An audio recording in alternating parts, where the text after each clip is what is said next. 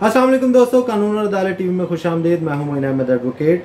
दोस्तों, आज की इस वीडियो में मैं आपको बताऊंगा कि अगर किसी सरकारी मुलाजिम की प्रमोशन ड्यू नहीं हुई, ड्यू से मुराद के अगर उसको 10 साल बाद प्रमोशन मिलनी थी तो उसका भी पीरियड 8 साल का था और इसी दौरान उसका जो प्रमोशन जब ड्यू होनी थी और जो उसका एलिजिबिलिटी क्राइटेरिया था प्रमोशन का वो चेंज कर दिया जाता है, तो ये कानूनी है या गैर कानूनी है। इस हवाले से एक सेटल्ड लॉ जो अब तक चला आया है वो ये है कि जब तक किसी की प्रमोशन ड्यू नहीं हो जाती, लिस्ट में उसका नाम नहीं चल पड़ता सीनियोरिटी लिस्ट में, तब तक उसका राइट अक्रू नहीं होता।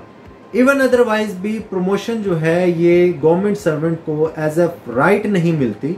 ये जब आगे कहीं वैकेंसी अवेलेबल होती है या कोई कैडर अपग्रेड होता है तो तब प्रमोशन जो है वो सरकारी मुलाजिम को मिलती है।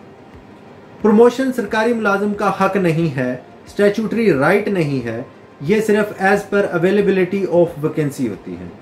और अगर किसी सरकारी मुलाजिम की प्रमोशन ड्यू नहीं हुई और उससे पहले एलिजिबिलिटी क्राइटेरिया चेंज कर दिया गया है जिस जगह पर उसने प्रमोट होना है उस जगह का, तो ये चीज़ एक लेटेस्ट जजमेंट है 2020 की। एक बात मैं आपको बताता चलूं कि मेरी जितनी भी वीडियोस और लीगल इश्यूज पर रिलेटेड टॉपिक्स की वीडियोस हैं वो लेटेस्ट जजमेंट पर बेस करते हैं। जो लेटेस्ट लॉ है मैं वो आपको गाइड करने की कोशिश करता हूं। तो 2020 की जजमेंट है 2020 PLCCS यानी कि जो सिविल सर्वेंट्स के हवाले से जो डाइजेस्ट है उसमें ये नोट है और पेज है उसका 7। इसमें ये होल्ड किया गया कि अगर किसी सरकारी मुलाजिम की प्रमोशन से पहले, उसकी प्रमोशन ड्यू होने से पहले उसकी प्रमोशन का एलिजिबिलिटी क्राइटेरिया मतलब कि अगर एक प्रमोशन इतने अरसे बाद और इस तरह की क्वालिफिकेशन के बंदे को दी जानी चाहिए, ये एक एलिजिबिलिटी क्राइटेरिया है।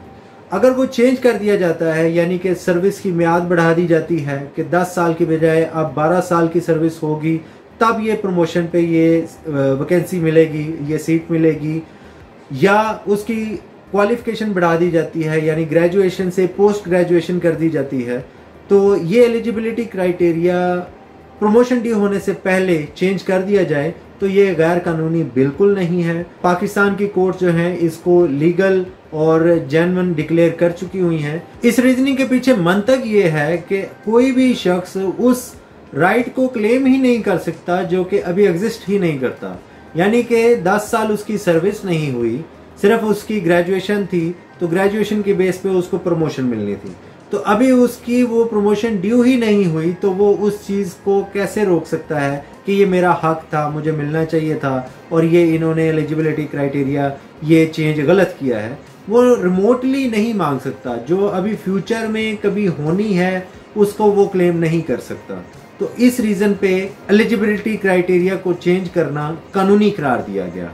कोई भी सरकारी मुलाजम अपनी प्रमोशन ड्यू होने से पहले या इवन बाद में भी उसको एज ऑफ राइट क्लेम नहीं कर सकता। हाँ, ये ज़रूर हो सकता है कि उसके जूनियर को कंसीडर कर लिया या उसके साथ वालों को कंसीडर कर लिया लेकिन उसको कंसीडर नहीं किया, ये तो हो सकता है। लेकिन प्रमोशन आपको राइट के तौर पर मिले, आपका हक है, इसलिए आपको मिलनी चाहिए, आपको कहीं ना कहीं एडजस्ट करके उनको प्रमोट करना चाहिए, ऐसा कानून नहीं है। कानून आपको प्रमोशन एज ऑफ राइट नहीं देता, ये as per availability of post होती है।